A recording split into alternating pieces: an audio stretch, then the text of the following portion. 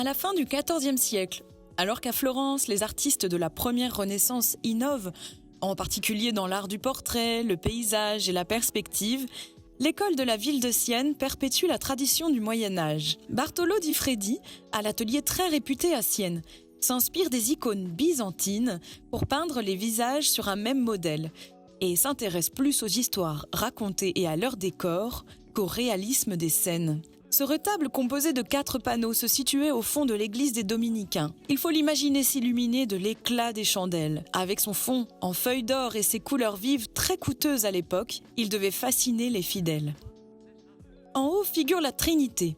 Sur un trône monumental, le Créateur porte son Fils, Jésus-Christ sur la croix, et son souffle est une colombe qui symbolise le Saint-Esprit. La Vierge Marie, reconnaissable par son étoile sur l'épaule, Saint Jean et Marie-Madeleine en pleurs, ajoutent une intensité dramatique à l'ensemble. Plus terre à terre, le panneau de la Visitation rappelle les grossesses miraculeuses de la Vierge et de sa cousine Élisabeth, et se déroule devant les yeux indiscrets de 2 voisines. À l'arrière-plan, les architectures colorées et gracieuses montrent une perspective encore incertaine.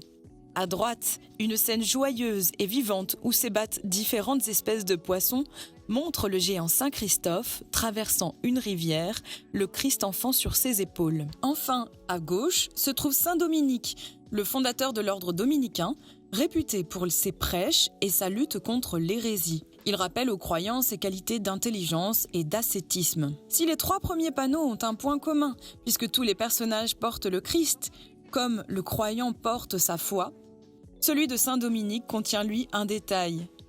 Cette trace de flamme bien réelle pourrait soit être un accident, soit symboliser la parole avec laquelle Dominique était réputé enflammer le monde.